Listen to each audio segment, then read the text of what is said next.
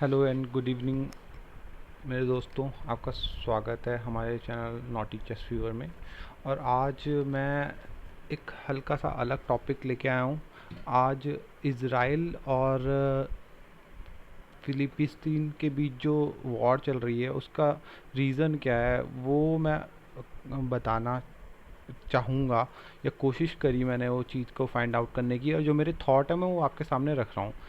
ये ट्रुथ नहीं है, मतलब ये मैंने खोजे हैं और उसके अकॉर्डिंग जो मेरा ओपिनियन है मैं वो आपके सामने रख रहा हूँ, ताकि आप लोगों को भी इस चीज़ के बारे में पता चल सके कि एक्चुअल में क्या है, ये किस वजह से ये चीज़ हो रही है।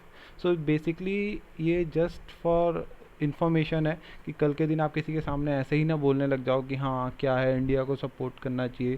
क्योंकि कई बार होता है, आपको हल्की सी बेसिक नॉलेज होनी चाहिए इस चीज़ के बारे में, और वही मैं इस वीडियो के माध्यम से आप लोगों तक पहुंचाने की कोशिश कर रहा हूं। तो हम स्टार्ट करते हैं कि पर्टिकुलर कि ये है क्या चीज़, अरे क्यों हो रहा है, किस चीज़ के लिए। तो सबसे पहले हम इस मैप पे नज़र डालते हैं। तो आप ये देख रहे हैं, ये पर्टिकुलर 1917 का फिलिपिस्तीन का मैप है। ठीक है, उसके बाद 1946 का फिलिपिस्तीन का मैप है। फिर 1947 का यूएन पार्टीशन के बाद फिलिपिस्तीन का मैप है। जो जो येलो वाला पार्ट है वो पर्टिकुलर फिलिपिस्तीन का है, और जो ग्रीन वाला जो पार्ट देख रहे हैं आप, ये इसराइल का है। आप देख भी सकते हैं, सर मैप में लिखा हुआ भी है। तो बेसिकली जो फिलिपिस्तीन है, जो पहले फिलिपिस्तीन जो एक कंट्री थी, उसमें क्या हुआ है, ये यहूदियों के पास क्या था, कोई देश नहीं था रहने के लिए। तो यू ब्रिटिशर्स जो थे उन्होंने क्या करा कि फिलिपिस्तीन को डिवाइड करके उनको एक अलग से देश देने का वो हुआ। तो उसमें क्या डिसाइड हुआ कि जो फिलिपिस्तीन है वो 48% जो एरिया है फिलिपिस्तीन का है वो फिलिपिस्तीन के पास रहेगा, और जो बाकी 44% जो एरिया है वो रहेगा इसराइल के पास। और बाकी जो एरिया है वो जेरूसलम है। तो जेरूसलम एक्चुअली क्या है कि बहुत ही मेन पॉइंट है। मेन पॉइंट क्यों है? क्योंकि जो जेरूसलम है वहाँ पर तीन चीज़ें हैं। वहाँ यहूदियों का धार्मिक स्थल है, ईसाइयों का धार्मिक स्थल है, और मुसलमानों की जो तीसरी सबसे बड़ी जो मस्जिद है अल इस्का, वो भी वहाँ पर है। तो जब यूएन ने ये पार्टीशन करा तो उन्होंने 48% फिलिपिस्तीन को दे दिया, 44% इसराइल को दे दिया, और बाकी जो एरिया जो था वो यूएन के अंदर आता है, वो जेरूसलम एरिया हो गया। ठीक है। तो बेसिकली इस मैप के माध्यम से देखिए आप कि पहले फिलिपिस्तीन इतना बड़ा था, फिर फिलिपिस्तीन ने क्या करा कि इसराइल पे ये पर्टिकुलर देखिए, इसके बाद क्या हुआ, युद्ध हुआ, फिर इसराइल ने उनके कुछ भागों पे कब्जा करा। फिर ये ग्रीनरी जो इसराइल है, इस देखिए यहाँ पर आज मतलब जो आज के टाइम पे देखिए कितना बड़ा हो चुका है। अब फिलिपिस्तीन कौन सा रह गया, ये गांजा का एरिया रह गया, और ये बीच में ये इसमें से भी ये जेरूसलम वाला एरिया हो गया, ये मेन जेरूसलम वाला एरिया हो गया। तो ये चीज़ है, मतलब इसराइल ने अपने जगह को कैसे विस्तार करा है वो पर्टिकुलर ये एरिया है, और फिलिपिस्तीन ने कैसे अपने जगह को खोया है वो ये पर्टिकुलर येलो एरिया आपको दिखाता है। अब बात करते हैं कि मतलब ऐसे ही इन्होंने अपने एरिया को खोया तो नहीं होगा, ऐसे तो कोई कब्जा करता नहीं है। कैसे करके कब्जा हुआ है? तो बेसिकली कब्जा कैसे करके हुआ है वो बताते हैं। हर बार के अगर इसराइल अपने फिलिपिस्तीन को युद्ध के लिए उकसाता है, फिलिपिस्तीन क्या होता है, युद्ध करता है और युद्ध में हार जाता है, और हारने के बाद क्या करता है इसराइल, उसकी कुछ भूमि पे वो कर लेता है, कब्जा कर लेता है। और ऐसा कब्जा करते करते आज इसराइल का जो ग्रीनरी पार्ट है आप देख सकते हैं। अब इस पे क्या है कि जैसे होता है कि अगर किसी देश का किसी दूसरे देश का हिस्सा कब्जा कर लिया, तो फिर दूसरे सारे के सारे यूएनओ है ये बोलता है कि भाई तुमने कब्जा क्यों करा है, उस देश का हिस्सा है वो वापस करो। तो ऐसे में इसराइल ये चीज़ बोलता है कि वो मेरे पे कब्जा करने आए थे, और अगर वो मतलब जीत जाते तो वो मेरे एरिया पे कब्जा कर लेते। तो सर एग्री करते हैं कि हाँ इन्होंने ये अपने डिफेंस में ये चीज़ करी है, तो ये सही है। ठीक है। अब हम बात करते हैं जो आजकल चल रहा है कि ये पर्टिकुलर हो क्यों रहा है। पहले रीज़न फाइंड आउट करते हैं कि ऐसा हो क्यों रहा है। तो ये आपको एक और चीज़ बताना चाहूँगा, ये पर्टिकुलर जो युद्ध होते थे, तो इसमें फ़िलिस्तीन मतलब इज़राइल क्यों इतना पावरफुल है। चलो टेक्नोलॉजी के लिए कहते हैं कि इज़राइल के पास टेक्नोलॉजी है, और टेक्नोलॉजी हमेशा से तो नहीं रही होगी, इज़राइल ने डेवलप करी होगी। इज़राइल ने डेवलप करी और जीता है, ऐसा क्यों है मतलब? तो इसका एक सिंपल सा आंसर है कि जो इज़राइल है वो एकमात्र एक यहूदियों का देश है, ठीक है? इसमें शायद 18% जो पॉपुलेशन है वो मोमडन्स की है, मुस्लिमों की है, बट बाकी ये यहूदियों का देश है। तो यहूदियों का देश होने की वजह से ये एकमात्र एक ऐसा देश है जो अस्तित्व कह सकते हैं आप यहूदियों का, तो वो पर्टिकुलर इसी कंट्री में है, इसी कंट्री में। इसके अलावा जो फ़िलिस्तीन है, जो मोमडन्स का एरिया है, वो आप देख सकते हैं कि और भी कंट्रीज़ हैं जो कि ये केवल जो फ़िलिस्तीन है जो ये युद्ध करता था वो केवल कब्जे के पर्पज़ से करता था, बट जो इज़राइल है वो ये युद्ध जो करता था वो अस्तित्व की लड़ाई लड़ता था। मतलब अगर वो यहाँ हार जाता, ये कब्जा पूरा का पूरा फ़िलिस्तीन का हो जाता, तो यहूदियों का देश ही ख़त्म हो जाता। तो इसीलिए हमेशा इज़राइल जीतता है, और इज़राइल अपनी टेक्निकों को बेटर करने पे लगा रहता है, क्योंकि वो चारों तरफ से मतलब तीनों तरफ से उसके आसपास जितने भी देश हैं वो सारे के सारे उसका विरोध करते हैं, उसके ऊपर आक्रमण करके उसको कब्जाने की सोचते हैं। तो इसीलिए उसने अपनी टेक्नोलॉजी को डेवलप करा और एक अच्छा कंट्री बन के निकला है। अब बात करते हैं जो आजकल चल रहा है कि ये वाला पर्टिकुलर मैप हो गया ग्रीनरी वाला, अब फ़िलिस्तीन कितना छोटा सा देश रह गया। तो ऐसे में उसने इसराइल पे आक्रमण, मतलब क्या ऐसा हुआ कि दोनों के दोनों एक दूसरे पे इतने हो गए, तो उस पे उस टॉपिक पे लेके आते हैं हम। तो ये आपको ये पर्टिकुलर मैप दिख रहा होगा आपको, ठीक है? ये मैप में आप देखिए इसराइल का मैप है, और ये बगल में इजिप्ट है, ये जॉर्डन है, और ये जेरूसलम का एरिया है। तो जो मेन जो जो लड़ाई की जो वजह है वो है जेरूसलम वाला एरिया। सो जेरूसलम वाले एरिया में ऐसा क्या हुआ कि फ़िलिस्तीन और इज़राइल के बीच में इतना भयंकर युद्ध चल रहा है। तो अब जेरूसलम वाले एरिया पे आते हैं। ये जेरूसलम का मैप है, आप देख सकते हैं जेरूसलम का मैप है। मैं वेबसाइट के माध्यम से आपको बताना चाह रहा हूँ, मेरे पे कुछ ऐसा पर्टिकुलर मैंने पीपीटी और वो कुछ बनाया नहीं है, बस ऐसे ही गो थ्रू करके आपको बताना चाहता हूँ। तो ये जेरूसलम के जो मैप में आप देख रहे हैं, शेख जराह एक जगह है, शेख जराह, ये वेस्ट जेरूसलम में है।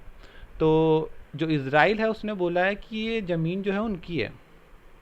तो अब यूएन में उसने पिटीशन फाइल करी, और उसके अकॉर्डिंग उसने वहाँ पर सबूत दिए कि ये ज़मीन जो है उसकी है। उसने ब्रिटिशर्स ने पहले क्या हुआ था, ब्रिटिशर्स ने बोला था कि जितने भी यहूदी हैं उनको हम यहाँ इस पर्टिकुलर शेख जराह जगह है वहाँ पर बसाएंगे। तो वहाँ पर जितने यहूदी लोग थे उन्होंने जो अरब थे, अरब कंट्री से ये अरबियों से मतलब ये पर्टिकुलर ज़मीन खरीदी थी, वो भी काफ़ी ऊंचे दामों पे। तो उनके पास ये लगभग 150 साल या पता नहीं, इसी एग्जैक्ट तो मुझे भी नहीं पता, आप भी गूगल कर सकते हैं, उसके अकॉर्डिंग आपको मिल जाएगा। पर पहले ये ज़मीन उन्होंने यहूदियों ने खरीदी थी उनसे, अरब लोगों से, अरब के लोगों से। तो अब क्या हुआ, अब करंट के सिचुएशन के हिसाब से देखेंगे, इस वाले मैप में आते हैं, तो ये वाला जो है फ़िलिस्तीन के पास है। तो अब क्या है, यहाँ पर फ़िलिस्तीनियों के पास है, तो उन्होंने यहाँ पर घर बना रखे हैं कुछ। तो जेरूसलम जो है वो यूएन के अंदर अंतर्गत आता है। तो उन्होंने क्या करा कि जो यहाँ शेख जरीन पे जितने भी घर बने हुए थे वो इलीगल कंस्ट्रक्शन थे, क्योंकि वो ज़मीन जो थी वो यहूदियों की थी। तो इस पे इज़राइल वालों का मतलब वो माना जाएगा, कब्जा माना जाएगा, मतलब एक तरह से आप सोच सकते हैं। तो वो कह रहे हैं कि ये वाली ज़मीन हमारी है, तो भाई इस पे फ़िलिस्तीनियों ने अपने घर कैसे बसा दिए। तो उन्होंने क्या करा, यूएन में पिटीशन फाइल करी, और वो जीत गए। तो उन्होंने यहाँ पर जितने भी फ़िलिस्तीनियों के बने हुए घर थे वो तोड़ने स्टार्ट कर दिए। तो यहाँ पर क्या होगा, माहौल गर्मा गया। तो माहौल जब यहाँ पर गर्मा गया तो यहाँ पर क्या हुआ, लोगों ने पथराव स्टार्ट कर दिए। यहाँ पर क्या हुआ, लोगों ने पथराव स्टार्ट कर दिए, क्योंकि आप देख सकते हैं इतनी सी कंट्री है, क्या अटैक करेगी। तो उन्होंने यहाँ पर शांतिपूर्ण ढंग से पहले तो शांतिपूर्ण ढंग से यहाँ पर एक अल आशिक मस्का दरगाह है। तो वहाँ पर जब लोग नमाज पढ़ने या कुछ भी मतलब पूजा के लिए इकट्ठा होते थे, तो वहाँ पर क्या हुआ, इज़राइल को पता लग गया कि यहाँ पर माहौल शेख जरीन में माहौल गरमाया हुआ है, तो उन्होंने उस पर्टिकुलर दरगाह के चारों तरफ अपनी थोड़ी सी फोर्स भेज दी कि दंगा ना भड़के इस टाइप से। तो वहाँ क्या हुआ कि जो इज़राइल की जो फोर्स थी वो पूरी की पूरी तैयारी से आई, बंदूक, बम बुम, जैकेट, सब कुछ लेके आए, लेदर बुलेट प्रूफ जैकेट। और जो लोग थे वो उनके पास कुछ था नहीं, तो उन्होंने, अब माहौल तो गर्माया, तो कुछ लोगों ने पत्थरबाजी स्टार्ट कर दी। तो जब उन्होंने पत्थरबाजी स्टार्ट करी तो इज़राइल के जो आर्मी थी वो मस्जिद के अंदर घुस गई और उन्होंने काफ़ी लोगों को मारा, बम बुम फेंके, मतलब आंसू गैस के गोलों की बात कर रहा हूँ, वैसे बम नहीं, वो फेंके। तो उसके बाद क्या हुआ, यहाँ पर जो थोड़ा सा तनाव वाली स्थिति पैदा हो गई। तो उसके बाद क्या हुआ, आप देखेंगे ये वाला पर्टिकुलर एरिया में तनाव चल रहा था, ठीक है, यहाँ से कुछ नहीं हुआ, यहाँ पर शांतिपूर्ण ढंग से प्रोटेस्ट हुआ, सब कुछ हुआ। बट उसी का जो दूसरा पार्ट था, ये गाजा पट्टी, ये पर्टिकुलर जो आपके लास्ट मैप में दिख रहा होगा, ये एक मिनट में जूम करके, ये गाजा पट्टी, यहाँ से क्या हुआ, इन्होंने एक आतंकवादी संगठन है, एक मिनट मैं आपको बताना चाहता हूँ,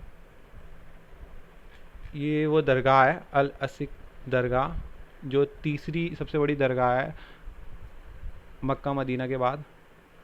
तो अब हम, हाँ थे, शेख जरान से दंगे स्टार्ट हुए क्योंकि ये इज़राइल कहता है कि उनकी भूमि है, और उसने यूएन में पिटीशन फायर करी और उसके अकॉर्डिंग ये सच में उसके पास पूरे कागजात थे, तो उन्हीं की निकली। तो उसके फिलिस्तीनियों के जितने भी मकान बने हुए थे वो तुड़वा दिए। तो फिलिस्तीन कहते हैं कि आप 100 साल पुरानी बातों को क्यों लेके आ रहे हैं, जो करंट में सिचुएशन उसके अकॉर्डिंग ये फिलिस्तीन के अंडर है, तो ये फिलिस्तीन के घर आप क्यों तोड़ रहे हो।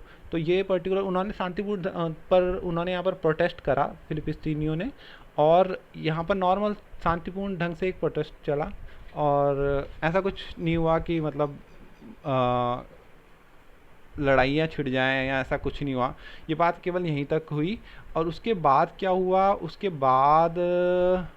बाद एक आतंकवादी संगठन है, और उसका नाम मुझे एग्जैक्टली याद नहीं है, उसने क्या कर दिया कि गांजा पट्टी से फायरिंग स्टार्ट कर दी इज़राइल पर। बल्कि आपको ये पता है कि इज़राइल एक ऐसा देश है जहाँ जो कि मिसाइल प्रूफ है, मतलब वहाँ पर कोई मिसाइल का हमला नहीं हो सकता।